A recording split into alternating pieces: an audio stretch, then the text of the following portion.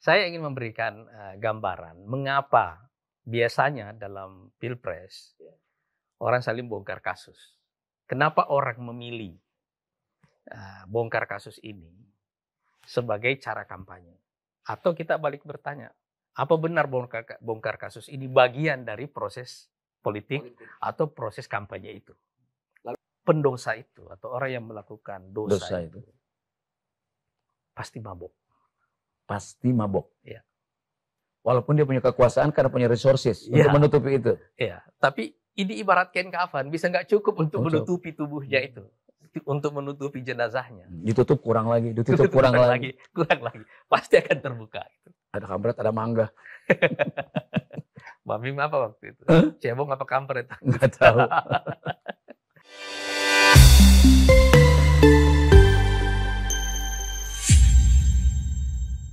Assalamualaikum warahmatullahi wabarakatuh.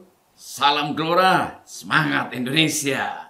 Kembali saya Deddy Minggumlar mengarah acara untuk Anies Mata menjawab.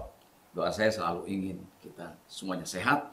Dan satu hal yang paling penting adalah terima kasih untuk semua sahabat Gelora dimanapun Anda berada yang sudah memberikan perhatian, mengirimkan pertanyaan, juga memberikan komen, juga men-share dari video-video yang sudah kami buat. Dan satu hal juga terima kasih untuk subscribe-nya. Dan semakin tersebar, semakin banyak masyarakat Indonesia yang tercerahkan oleh Anies Mata menjawab. Nah, kalau para sahabat Gelora mungkin ingat di episode sebelumnya, Pak Anies sudah memberikan jawaban. Dan terima kasih. Ini sekarang kita ternyata eskalasi ini masih terus meningkat. Dan pertanyaan dari semua teman-teman atau para sahabat Gelora ini mengkerucut masih tetap kepada persoalan proses pemilihan presiden. Atau bagaimana capres dan cawapres yang akan datang ini di dalam perjalanannya. Nah, minggu lalu Pak Anies memberikan satu jawaban yang cantik sekali dari berbagai alasan dan prediksi tentang apa. Di antaranya ada celah kejutan. Dari 5 celah kejutan tersebut, di antaranya sumbernya salah satunya adalah dirty job. Dirty job sudah mulai kelihatan sekarang. Bongkar kasus, buka ini, buka itu. Dari hal-hal yang tidak perlu kelihatannya sampai urusan rumput diangkat. Nah, untuk itu mari kita sama-sama. Kira-kira dari pertanyaan para sahabat Gelora, seperti apa jawaban Pak Anies untuk Anies Mata menjawab kali ini. Assalamualaikum. Waalaikumsalam warahmatullahi wabarakatuh. Sehat ya? Sehat. Masya Allah, sehat. Salam Gelora dulu. Salam Gelora. Semangat Saya Indonesia. sebagai pemandu acara Anies Mata menjawab, yang penting Pak Ketum sehat, masyarakat Indonesia ikut sehat, segar dengan jawaban-jawabannya. Nah, Pak Anies, kemarin kan kita bicara soal celah kejutan itu. Dan salah satu diantaranya, kalau dari 5 kejutan itu diantaranya ya, paling tidak ada satu yang dijanjikan minggu ini tentang dirty job. Kira-kira dirty job yang sekarang sudah mulai kelihatan berbuah seperti bongkar kasus. Mungkin saya tidak tahu apakah negatif, apakah juga black campaign dan sebagainya. Itu sudah mulai kelihatan. Kendati pun dari sisi positifnya tim sukses masing-masing sudah mulai bergerak, bikin kursus inilah, kursus itulah, lalu tanam inilah, tanam itu, biasa itu untuk menarik. Silakan Pak Anies. Jadi terima kasih Bang Ming ya. Ya. Alhamdulillah kita lanjut lagi di Anies Mata menjawab. Mata menjawab ini. Dan episode yang kelima. Ini yang kelima ya. Saya ingin memberikan gambaran mengapa biasanya dalam pilpres orang saling bongkar kasus. Kenapa orang memilih bongkar kasus ini sebagai cara kampanye? Atau kita balik bertanya, apa benar bongkar kasus ini bagian dari proses politik. Atau proses kampanye itu? Lalu dibolehkan atau tidak sih? Nah, saya ingin memberikan paling tidak ada 4 perspektif soal bongkar kasus ini, atau yang saya sebutkan dengan dirty job itu. Dirty job. Yang pertama, kita tetap mesti memandang masalah begini dari sisi agama. Dari sisi agama. Dalam Islam itu ada sesuatu yang kita warisi dari kitab suci kita, dari Quran, dari Sunnah, dan juga dari para ulama. Yang namanya efek dosa. Efek dosa. Iya. Kayaknya agak asing dalam dunia politik membahas ini. Ini menarik. Dosa itu, kata para ulama kita, menyebabkan cahaya dalam hati itu redup. Dosa apapun yang Anda lakukan, Efek dosa itu membuat cahaya dalam cahaya hati dalam hati itu redup, gelap. hati jadi gelap. Kemudian dia mengeras Mengeras. hatinya. Kemudian orang menjadi kasar. Dasar. Kemudian orang menjadi kesepian, ketakutan, dan seterusnya. Dan kemudian akan ada satu waktu di mana ini mewariskan kehinaan. Mewariskan kehinaan. Kehinaan. Ya. Karena itu dalam soal redup ini, gitu ya, kan Allah Subhanahu Wa Taala mengatakan, fa innaha la ta'mal absar, bukan mata yang buta, Bukan mata yang buta. walakin ta'mal qulubul lati fis sudur, Hati. tapi hati yang ada di dalam dada ini itu yang buta, Yang buta. ya kan? Jadi dosa itu membutakan hati. Dan ada satu titik di mana nanti ini mewariskan kehinaan. Karena itu ada seorang ulama yang mengatakan bahwa al-asi sakran, Al-asi sakran. pendosa itu atau orang yang melakukan dosa Dosa itu pasti mabuk. Pasti mabok. Ya. Dan kalau orang mabuk akan terjadi itu. Ya kan? Ya. Kalau orang sudah mabuk seperti itu, yang terus-terus mabuk, apa yang akan terjadi kalau dia terus mabuk? Ya, kehancuran. Binasa itu. Binasa. Sebenarnya terlepas dari apakah ada proses politik atau tidak, ada pemilu atau tidak, Ya. ada pilpres atau tidak, siapapun yang melakukan dosa harus mempertimbangkan bahwa dia dalam keadaan mabuk waktu dia melakukan dosa itu. Mabok itu artinya tidak sadar kan? Tidak sadar, hatinya buta dan Buta. seterusnya. Sekarang coba bayangkan kalau dosa itu dilakukan berjamaah. Berjamaah. Iya. Dan ada satu titik lagi di mana ketika dosa itu sudah terlalu besar, tidak bisa ditutupi.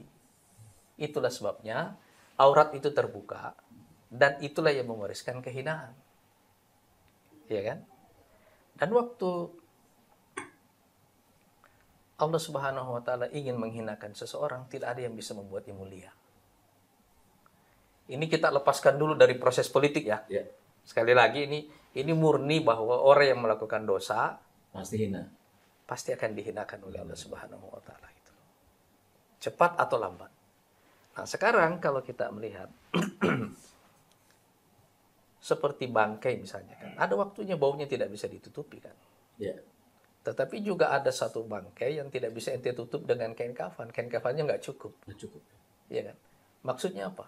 Semua bentuk perlindungan politik misalnya kalau kita bawa dalam proses politik. Ya. Ya. Satu dosa yang ditutupi dengan perlindungan politik sedemikian rupa, itu ada limitnya. Walaupun dia punya kekuasaan karena punya resources Ya. untuk menutupi itu. Ya, tapi ini ibarat kain kafan, bisa nggak cukup untuk menutupi tubuhnya itu. Untuk menutupi jenazahnya. Ditutup kurang lagi, ditutup kurang lagi. kurang lagi. Pasti akan terbuka. Gitu. Ya kan?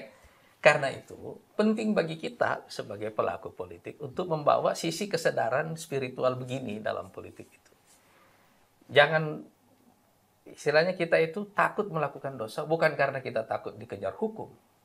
Takut tidak bisa ditutupi. Tapi lebih banyak memang karena takut kepada Allah itu. Nah, sekarang kalau dosa itu terbuka, itulah yang terjadi sekarang dalam proses politik kita itu. Sekali lagi seperti yang saya katakan, kan ini bukan dosa yang diada-adakan. Ini dosa yang ada tapi dikapitalisasi secara politik. Secara politik. Ya kan? Tanpa politik atau tanpa pemilu ataupun ada pemilu, Iya. lakukan dosa akan memberikan kehinaan. Iya. Kuncinya di situ ya. Yang kedua, perspektif yang kedua ini adalah biasanya orang saling bongkar begini itu karena ada konflik di kalangan elit. Ada konflik di kalangan elit. Iya. Ada perhatikan Mbak Ming ya, pada pemilu 2019 yang lalu, kan terjadi konflik horizontal. Ya. Terjadi polarisasi ideologi yang sangat tajam di masyarakat. Terbelah. Orang terbelah. Ada kampret, ada cebong. Gitu. Ada kampret, ada mangga. Mami apa waktu itu? Cebong apa kampret? Nggak tahu. Tapi pembelahan ini itu pembelahan sosial. Iya kan? Orang saling berhadapan. Jadi karena itu sifatnya horizontal. Rame, gaduh di lapangan gitu loh. Menghadirkan orang banyak. Makanya ada persekusi. Ada kriminalisasi. Iya kan? Tapi kalau yang sekarang terjadi Saling membunuh karakter masing-masing. Kalau yang sekarang terjadi ini konflik elit. Iya kan? Kalau konflik elit ini beda dengan pembelahan sosial begitu. Kalau konflik pembelahan sosial gitu, orang kayak apa namanya? Berhadap-hadapan, jumlahnya besar, massa berhadap-hadapan, orang terbelah gitu. Kalau konflik elit ini nggak ada masanya gitu loh. Beda masanya. Orang menggunakan instrumen pembunuhan karakter melalui instrumen hukum misalnya kayak gitu ya. Iya kan? Betul. Atau belum tentu juga pembunuhan karakter, bisa jadi adalah penghancuran sumber daya. Iya kan? Iya. Karena kita saling berhadapan, saya menghancurkan sumber daya Anda melalui kasus-kasus seperti itu. Iya kan? Jadi bisa bertujuan untuk pembunuhan karakter, tapi bisa juga bertujuan untuk penghancuran sumber daya. Tetapi intinya adalah adanya konflik di kalangan elit. Dan karena itu dia senyap. Konfliknya sendiri senyap. Anda tidak bisa membayangkan siapa saja pelakunya. Yang Anda dengarkan cuma gosip kan. Gosip. Lalu tiba-tiba si Fulan ditangkap, si Fulan masuk penjara. Betul. Iya kan? Iya. Nah, kalau ada konflik di kalangan elit seperti itu, biasanya rakyat tidak tahu, tidak bisa meramalkan apa yang akan terjadi. Sebab yang saling pegang rahasia kan mereka. Iya. Ini kan rahasia yang dibongkar. Iya kan? Dan masing-masing diantaranya punya pintu masuk kan. Iya, betul. Sehingga saling tersandra kan. Semua orang saling menyandra dengan Iya. kasus-kasus seperti itu. Tetapi sekali lagi, ini membedakan pemilu 2024 dengan pemilu 2019. Gitu kan? Di pemilu 2024 Iya, nanti, kalau kita lihat secara umum, tidak akan terjadi pembelahan seperti yang terjadi pada tahun 2019. Ini lebih mirip apa yang terjadi pada tahun 2014. Sebelum 2014, Anda mendengarkan kasus begitu banyak terjadi kan? Berapa banyak pimpinan partai politik yang masuk penjara? Iya kan? Kasus Senturi, kasus ini semua kasus-kasus terjadi di sepanjang itu. Orang saling bongkar, iya kan? Nah, sekarang hal itu juga terjadi. Terulang. Itu sebabnya saya bilang Mbak Ming di episode yang ketiga ya. Waktu saya membahas soal tanda-tanda itu ya. Ada yang namanya siklus kecil, siklus 10 tahunan. Nah, orang saling bongkar kasus ini mirip dengan peristiwa Pilpres 2014 sebelumnya kan. Nah, walaupun nanti yang bertanding itu adalah orang yang tidak saling, artinya yang saling bongkar ini bukan orang yang saling berhadapan. Ya kan? Tetapi kira-kira itu yang terjadi, orang saling bongkar ya. Nah, sekarang kalau kita lihat, konflik elit ini bisa mengkombinasikan dua target dari operasi hukum tadi itu. Atau dirty job tadi. Sekali lagi ya, itu belum tentu dosanya ada, tetapi terus dikapitalisasi secara politik, itu sangat mungkin. Bisa juga memang juga karena kecelakaan. Iya kan? Buahnya sudah matang, waktunya dipetik. Kira-kira gitu. Iya kan? Nah, tujuannya bisa ada dua. Seperti yang saya katakan tadi, itu bisa penghancuran karakter, bisa juga pembunuhan karakter, atau bisa juga penghancuran sumber daya. Karakter dan sumber daya. Iya. Kalau kita lihat sekarang ini, kelihatannya bisa merupakan kombinasi antara dua-duanya. Iya kan? Tapi Pak Anies, sering kali kita mendengar, kalau politik jangan bawa agama. Kan ada tuh. Ini urusan dunia nih, urusan. Nah, mereka berpikir bahwa kalau bicara politik, ansih banyak urusan dunia. Apakah itu ya kebutaan itu? Menurut saya, itu kan fenomena sekularisme ya. Orang-orang yang mau memisahkan agama dengan politik. Ya. Tetapi sekali lagi, kita bisa menggunakan agama untuk membaca fenomena. Seperti yang saya katakan tadi. Gitu. Efek dosa, kelihatannya tidak ada hubungannya dengan politik kan? Iya kan? Tapi dia bisa berhubungan kalau kita menggunakannya sebagai alat baca. Alat baca. Ya. Kan misalnya ketika Allah Subhanahu wa taala mengatakan wa may yuhinillahu fama lahu min mukrim. Siapa yang dihinakan oleh Allah tidak ada yang bisa memuliakannya gitu. Siapa yang dihinakan oleh Allah tidak ada yang bisa memuliakan. Iya. Bisa terjadi yang seperti itu. Ini alat baca. Allah menjelaskan kita, kitab suci menjelaskan hal-hal begini kepada kita. Kita bisa memakainya sebagai alat baca kepada satu fenomena yang sedang terjadi. Dan itu pintu masuknya dari tempat-tempat yang memungkinkan kita tidak bisa lewat anaknya dulu. Misalnya sekarang peristiwa-peristiwa itu. Apa efek dosa dengan konflik elit? Apa efek dosa? Dengan konflik elit. Gimana, Pak? Kalau dosa membuat hati kita cahayanya redup, hati kita keras, kita menjadi kasar. Ya. Kekasaran mabuk. Bisa dalam keadaan mabuk. Gitu. Itu menyebabkan konflik gak? Memudahkan ente konflik gak? Sangat mudah. Iya kan? Terpancing. Bisa jadi orang konflik seperti ini kan karena ada pembagian yang tidak merata. Bisa juga kan? Janji yang bisa jadi sebagai juga alat perlawanan. Betul. Orang saling bongkar karena dia merasa disudutkan, orang saling bongkar dan seterusnya. Bisa banyak faktornya. Tetapi kalau kita membaca dari sisi, mengapa orang hatinya di-drive untuk melakukan itu? Didorong untuk melakukan itu. Apa yang membuatnya melakukan itu? Karena dibutakan itu. Karena orang mabok. Gitu. Orang mabok. Iya. Siapapun. Dan sekali lagi, ini ada limitnya masalahnya yang begini. Gitu. Begitu satu dosa terakumulasi, itu ada limitnya. Ada limitnya maksudnya, dia pasti akan terbongkar. Dan akan dihinakan. Akan dihinakan. Itu sebab itu menjadi faktor. Dan orang mabuk susah diajak damai. Nah, jalan rata aja dibilang. Sekali lagi kalau Anda melihat, Bang Mia, biasanya salah satu yang membuat orang itu merasa enteng melakukan satu dosa begitu. Kalau merasa misalnya orang sudah lama dalam kekuasaan begitu dan tidak ada lawan. Nah, ini. Nah, tapi kalau kita melihat ini yang saling bongkar, ini kan elit. Elit. Iya kan? Bukan rakyat yang saling bongkar. Ini elit yang saling. Karena ada konflik di antara mereka. Rakyat tidak punya akses untuk membongkar itu.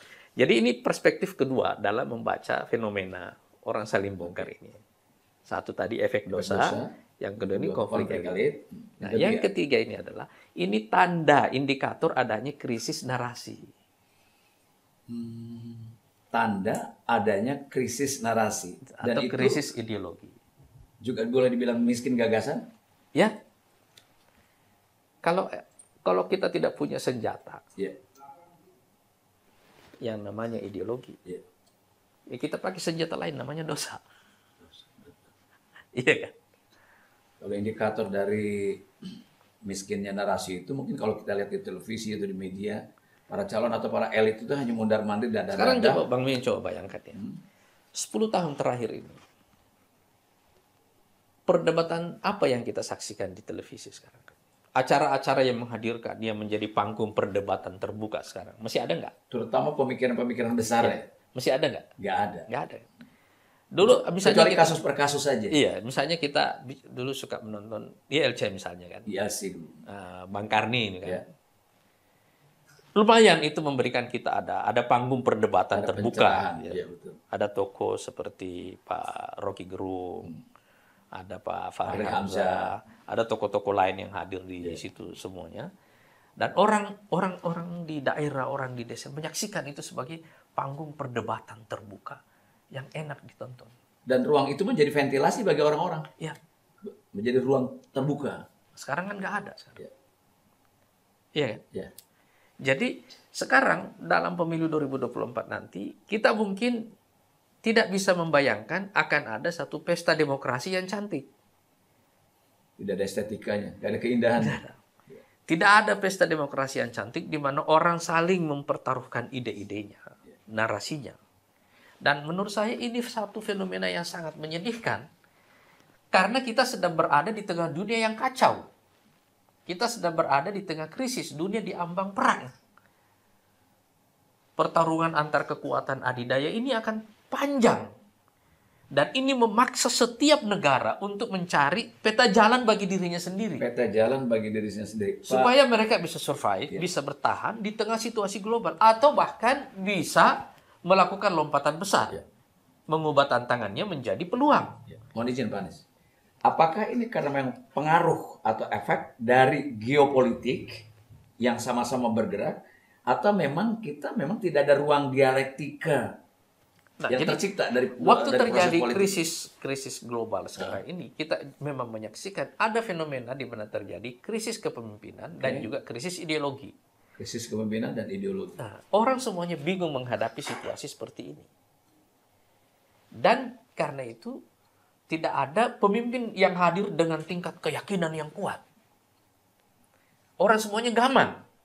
Dan karena orang gamang seperti itu, biasanya orang menghindari perdebatan. Daripada ketahuan. Jadi sekarang kalau kita ingin memenangkan situasi dalam situasi ini, apa pilihan senjata orang? Daripada ideologi, pilih dosa. Wah, ini menarik nih yang terakhir. Ya kan? Dari kegamangan ini menghindari perdebatan, memilih dosa. Artinya dengan dirty job tadi. Iya, sekarang kalau misalnya Anda tidak punya success story untuk diceritakan. Iya. Mau cerita apa? Cerita apa? Ya kan? Anda juga tidak punya mimpi besar yang bisa dijelaskan dan meyakinkan orang bahwa itu bisa dicapai. Ya. Jadi apa pilihannya kalau kayak begitu? Jadi Bang Meing, setiap kali orang memilih dirty job sebagai senjata dalam kampanye politik, tidak ada pilihan lain. Itu maknanya bahwa biasanya itu sedang terjadi krisis ideologi di tengah bangsa itu. Krisis ideologi di tengah bangsa itu. Dan itu juga berarti kalau ada krisis ideologi, biasanya itu ada krisis kepemimpinan. Karena yang menghadirkan ideologi itu adalah pemimpin. Tidak. Iya. Jadi sekarang kalau Anda melihat, nanti kalau kita melihat dari sisa waktu 6 bulan ke depan sampai Pilpres 14 Februari tahun depan, fenomena saling bongkar kasus ini terus-menerus terjadi dan mendominasi semua berita politik yang ada. Itu adalah indikator yang sangat kuat bahwa kita benar-benar mengalami krisis ideologi, krisis narasi, dan krisis kepemimpinan. Dari krisis-krisis ini, Pak Anies, apakah karena memang nawaitunya cuma menang, nawaitunya tidak ingin berubah?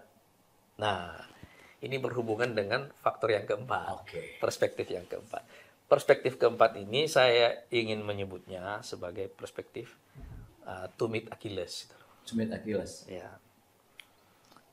Anda kan menonton filmnya,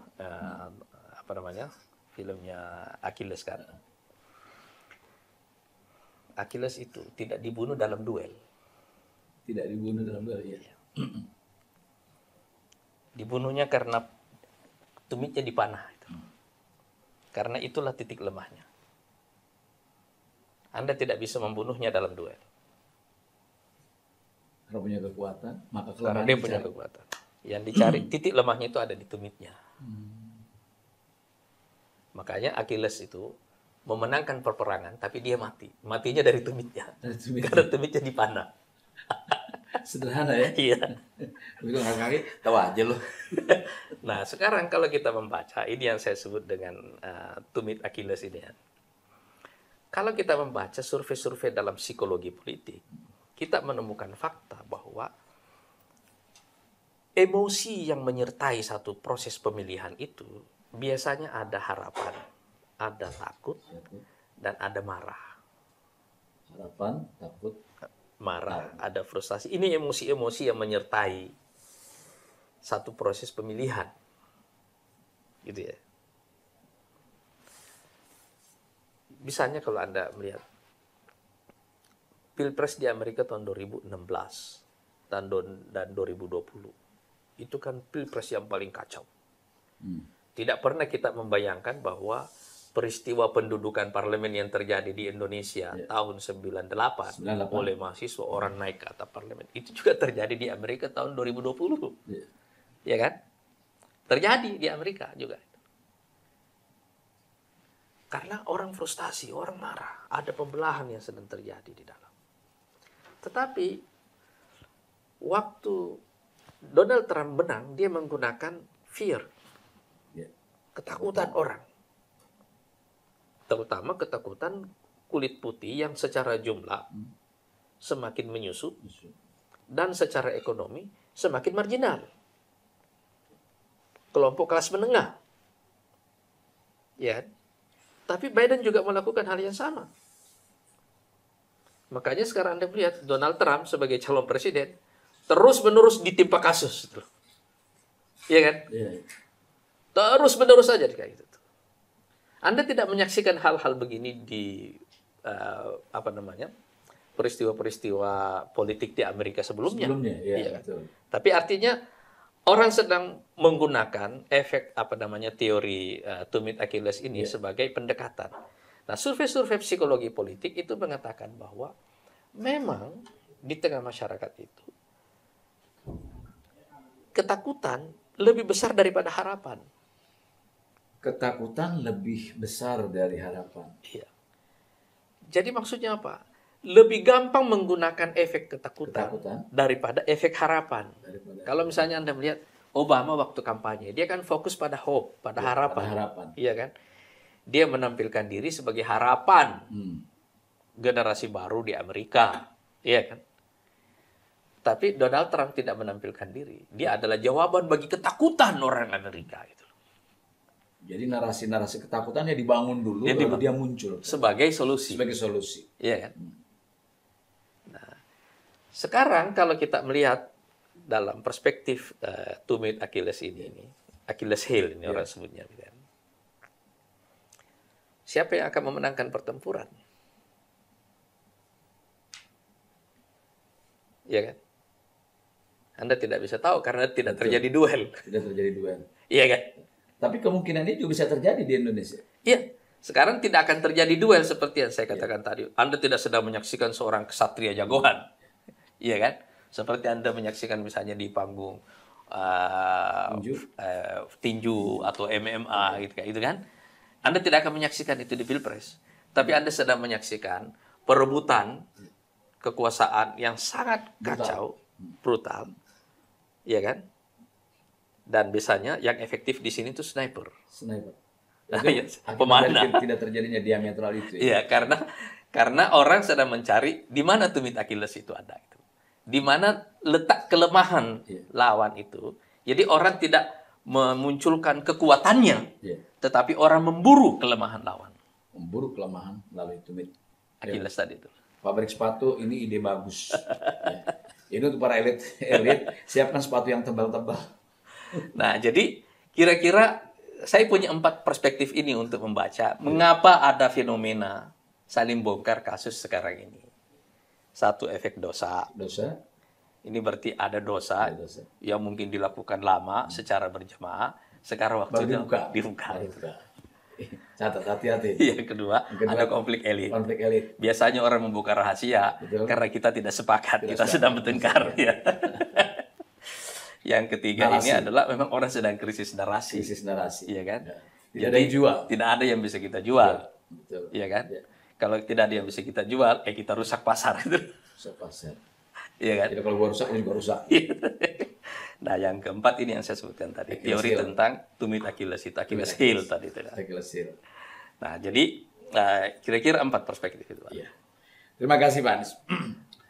Sahabat Gelora dimanapun Anda berada, Anies Mata menjawab, memberikan pencerahan bagi kita. Tadi Pak Anies sudah begitu menyampaikan, paling tidak ada 4 yang juga tidak mustahil akan terjadi di sini, karena proses politiknya akan sama, dan mudah-mudahan jawaban Pak Anies dari semua pertanyaan yang kita rangkum sehingga muncul jawaban ini bisa memberikan kebijaksanaan di dalam memilih pemimpin besok, dalam menentukan pilihan, atau di dalam memandang supaya tidak terjadi lagi pembelahan secara sosial, karena memang semuanya bisa menjadi fungsi kontrol bagi para elit terutama. Terima kasih Anda sudah mengirimkan pertanyaan, terima kasih sudah membantu subscribe, men-share, dan terus membagi-bagikan melalui berbagai macam platform yang ada. Dan tentunya ucapan terima kasih bagi Anda yang terus, dan jangan lupa jawaban apa kira-kira Pak Anies di minggu depan yang akan menarik. Karena ini belum selesai loh. Begitu banyak pencerahan-pencerahan yang akan disampaikan. Terima kasih Pak Anies. Terima kasih Pak Beng. Terima kasih buat semuanya para sahabat Gelora dimanapun Anda berada. Salam Gelora, semangat Indonesia. Assalamualaikum warahmatullahi wabarakatuh. Waalaikumsalam warahmatullahi wabarakatuh.